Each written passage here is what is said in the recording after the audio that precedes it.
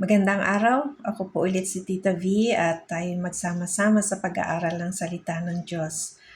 Sisimulan nating aralin ang series of lessons about lesson on life, and sa biyaya ng Diyos, I hope we can do it daily at samahan niyo po ako araw-araw. Kung ikaw ay matagal ng mananampalataya, it's a good review of lesson on our salvation. And if you don't know yet Jesus Christ or hindi yung pa tinanggap si Jesucristo bilang Panginoon at sariling tagapagligtas, magandang aralin ito upang matutunan natin kung ano nga ba talaga yung layunin ng Diyos sa ating buhay.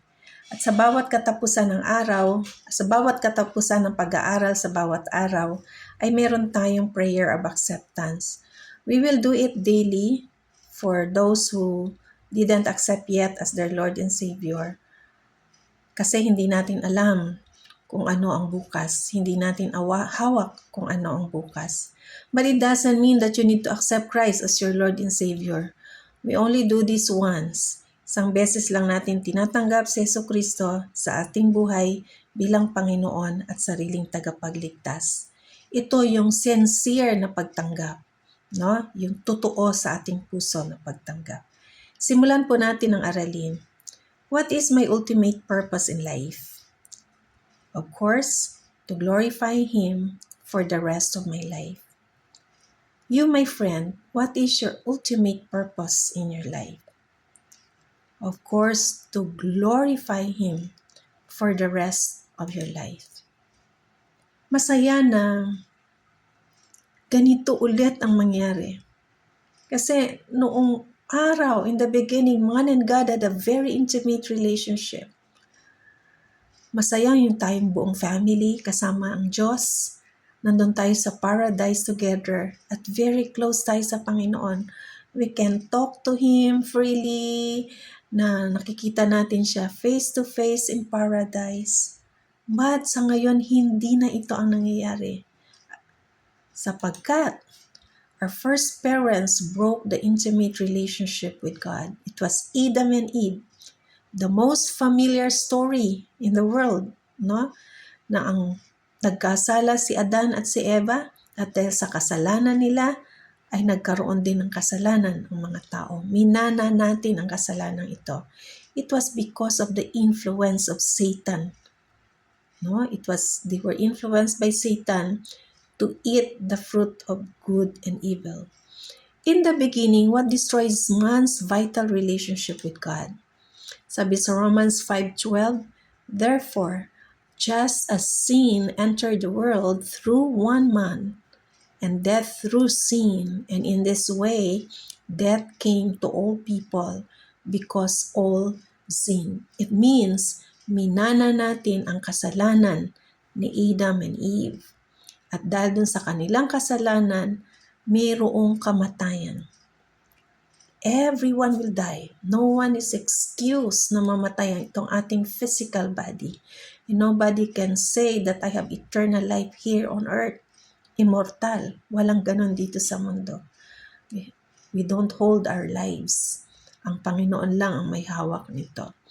But your iniquities have separated you from your God, and your sins have hidden His face from you so that He will not hear. Imagine yung napakalaking wall.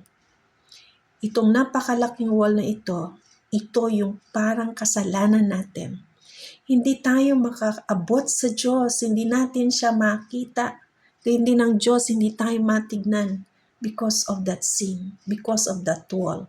Parang ang Diyos ay nandun sa kabilang pader at tayo ay narito sa kabilang pader naman at hindi tayo magkakitaan dahil doon sa kasalanan na nakasagabal sa atin. What destroys man's relationship with God? Sin or iniquities. Ang ating kasalanan ang naging dahilan kung bakit nagkaroon ng lamat yung relationship natin sa Diyos. Yes, hindi tayo exactly gumawa nun. It was Adam and Eve. But we human, as we still live here on earth, nagkakasala tayo. Kasi the Bible said, for all have sinned and fall short of the glory of God. Lahat tayo nagkasala. Walang pwedeng magsabing hindi nagkasala. And very clear, also in the Bible, for the wages of sin is death. Nako, nakakatakot, no? Na pagdating ng araw, sa impyerno pupunta ang tao. Nakakalungkot. Pero hindi yun yung design ng God. Ang gusto ng Diyos, lahat tayo sa langit pumunta.